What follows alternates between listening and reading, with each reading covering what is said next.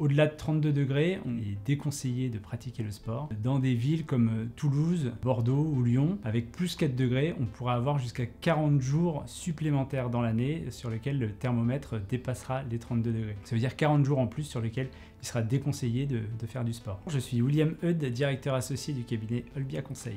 Je vais vous indiquer quelques exemples de solutions qui permettent de répondre à ces défis posés par le problème du réchauffement climatique. Le sport à l'intérieur perdurera. La moitié des 60 000 salles de pratique collective en France aujourd'hui ont été construites il y a plus de 30 ans et donc ne permettent pas de répondre aujourd'hui aux différents pics de température qu'elles peuvent rencontrer et donc à un besoin de limiter la consommation d'énergie dans ces bâtiments. Donc un premier sujet, c'est le sujet de la rénovation des équipements sportifs et notamment de la pratique en intérieur. Le sport à l'intérieur n'est pas l'unique solution. La pratique en extérieur restera importante et nécessaire pour les pratiquants. Les solutions qui existent aujourd'hui pour permettre une pratique en extérieur en cas de forte température, c'est par exemple de verdurer, de boiser ou de mettre de l'ombre à proximité des espaces de sportifs extérieurs. Ça permet de limiter les îlots de chaleur urbains, ça permet de réduire localement la température et de rendre du coup le sport plus praticable. Une autre solution en cas de pic de chaleur sera évidemment de pratiquer plus tôt le matin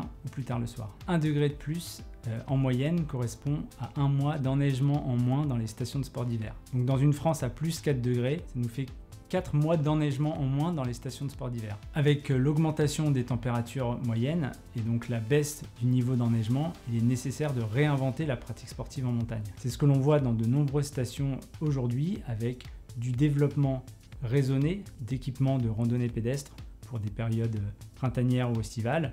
On voit également beaucoup de développement de la pratique du vélo en montagne, du VTT, du vélo de route. Les stations de montagne, aujourd'hui et demain, ont donc besoin de réinventer leur pratique sportive pour être adaptées à toutes les saisons.